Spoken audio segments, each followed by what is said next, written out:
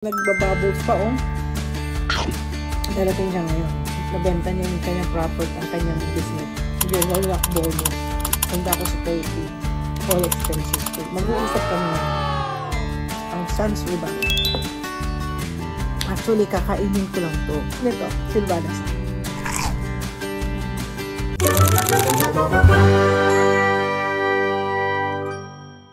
Ako ngayon bibili ako ng pandesal dito sa N Brothers. Papasok na ako. Open sila. Sana may pandesal at Sans Rival. At bibigyan. Tatata, open siya.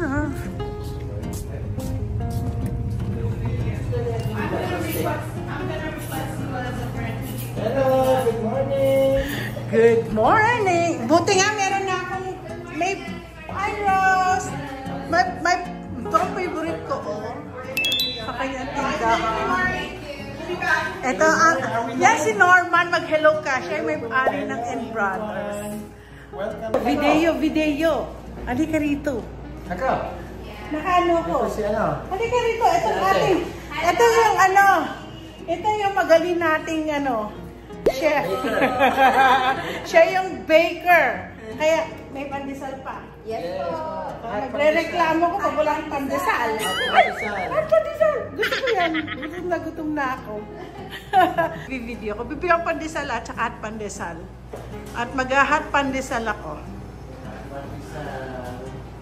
Ayan. Ang aking bibilhin. Ito masarap to. Ang tawag dito, Sans Rival to, no? Opo, Sans Rival. Sans Rival. Oo. Tapos, pandesal. Ay, 9 pieces pala yun, ano? Tsaka ano. Ay, teka nga, kasi magpipiknik kami sa ano, magkakamping kami nila Myla. Sa Friday na lang biling. Mag-ano na lang kaya ako. Ay, ang dami pa, oh. Ang dami pa dito. Nakabili na ako ng yay! Marami ako nabili. Nakabili ako ng pandesal. Mamaya kakainin ko ang pinopromote ko si Norman. Yan, pupunta ko kayo dito, ha. Ito mga kapitbahay niya. Puntahan nyo. At malapit po siya sa Starbucks. A few moments later. Good morning. Kagagaling ko lang dun sa aking client na merong bakery. Pero pansin nyo sa akin, magmumukbang ako. Bakery siya. Ay, malamig na. Kanina mainit. So, kakain po ako ng kanyang pandesal. Ito. Alam nyo, punong-puno po lagi siya. Maraming tao. Meron din siyang Sans Rival. Dessert ko yan, dessert. Kakain ko lang breakfast. Ngayon pala ako Nag-breakfast ako kanina noodles. Pero kinain ko lang, kalahati. Yung noodles, hindi kaya ng tiyan kong ubusin na yung noodles. Tapos yung hotdog, yun lang. Tapos na. Pakainom lang ako ng gamot. So, ito ngayon, guys, I know, my husband watches my vlog. So, this is what you call pandesal. He doesn't like it because it's too sweet. And besides, it's milk. He's allergic to milk. So, itong pandesal, masarap. Ang sarap. Miss na miss ko. Alam niyo, pag umuwi ako sa Pilipinas, ano ko hinihingi? Either yung tinolang manok na native at pandesal. Kaya lang, ang pandesal ng Pilipinas, ganun na lang kaliit. Ganun kaliit po. Lalo na malunggay. Toasted na toasted. Anyway, I remember when I was growing up, I see some people, they dip their ibang kasan itong kape ko. May nagbabubbles pa, oh.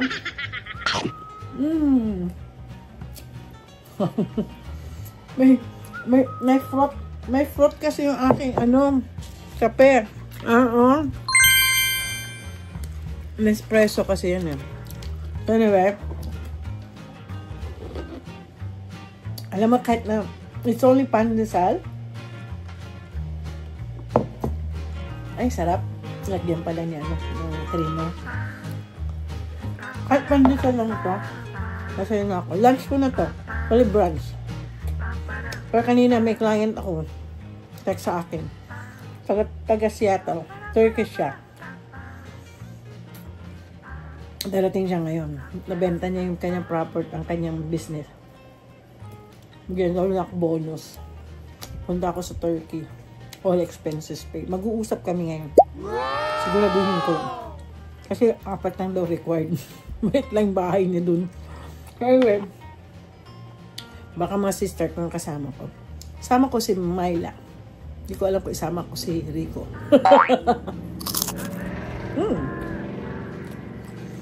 Ha? Hindi yung pandesal, yung kape, maalat. Ano yun? Bitter. Anong bitter sa Pilipinas, sa Tagalog? So, I like the pandesal.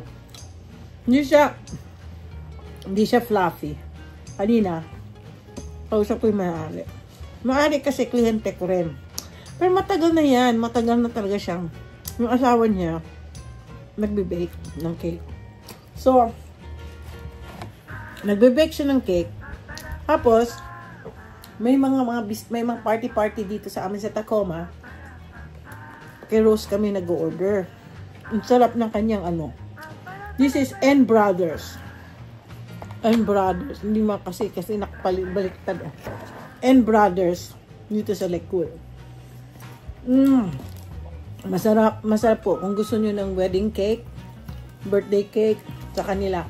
Masarap. Ang gusto, kasi alam nyo sa totoo lang. Kaya napansin nyo, ito lang yung ano ko, itong cheese, at saka, ito, pandesal. Nakabili din ako ng ano eh, ng tawag ito, ng ube. Tapos may ube din na ensaymada. Hindi ka ako mahilig sa ube. Sa totoo lang, hindi ko tayo ng ube. Anyway, ang gusto ninyo, masarap, ang paborito, masarap yung ube cake nila. Pero the best, nagugustuhan ko sa kanila is yung mango cake. Gumawa din sila ng ano yung caramel, yung cake. Dahil magagandang cake, ginagawa ni Rose. Kasi naman, nag-aral siya sa sa Seattle. Seattle, yung pirang maganda, mahal na culinary, culinary art na school. Alam ko yun kasi ako gumawa ng tax nila, no? So, kung gusto nyo ng, masarap na cake, order kayo. Wala na siya, syempre, wala silang display doon. Orderin nyo. Kasi hirap naman kasi gawin. So, anyway, nag-uumpisa pa lang sila. Kasi nag-umpisa lang sila ng February. Pero alam niyo sa totoo, nag-umpisa lang sila ng February ba yun? O January. Pero matagal na namin in-apply yung license nila. Alam ko yan kasi ako gumawa ng license nila. Kaya yung Washington State, lahat ng ng Washington State, lalo ng Illinois, sa akin sila nag-i-email sila sa akin, sila tumatawag. Kaya pa niya, tatawagin ko si Norman. Ay, halika dito. Wanted ka. Anyway, ubos ko ng pandesal. Nakakabusog. Ngayon, ang gusto kong i-show sa inyo, ay ang Sans Ribal. Actually, kakainin ko lang to. Ito, ube chocolate. Masarap kayong chocolate. Okay lang sa akin yung chocolate, pero ito yung sinatawag na, ano sinabi ko? Sans Ribal ba to? Sans Ribal? Silvanas, sorry. Sans Ribal ako na Sans Ribal. Silvanas. May available sila. Kanina sabi nung isang doon, hindi siya Filipino. Sabi niya, what is the best seller here? Lahat ng tao, no, kahit Amerikano, nag-ask, what is the best seller? Sabi ko ito. Alam niyo to, last week may nagbigay sa akin si Nancy Cameron. Shout out. Salamat sa regalo mo. 2 ganito, sumakit ng tiyan ko kasi nag-crave kasi talaga ako nito. Lagi itong nauubos. Ngayon meron. Sarap nito, Silvanas. Sabi ko, parang ito merengue. Okay. Sabi ko, it's merengue. Sabi nung Amerikano, it's meringue. I'm Filipino, so I say it merengue. Stop. This is the one. It's like a meringue. Yeah, it's meringue. That you put peanuts on it. Maybe I'll have my mother-in-law taste this one. But definitely I cannot give this to my husband because milk is anti-dairy. What's up? If you guys go to N Brothers, it's in Lakewood. It's right beside the Municipal Hall of Lakewood. Okay? Alam ko, sabi niyo, yung blood sugar mo. Hindi siya masyadong matamis. Tamis. Masarap talaga ang luto nila. Lalo na si Rose, yung ginagawa ni Rose. Masarap siya. O sige na, babus na ako. Punta kayo doon.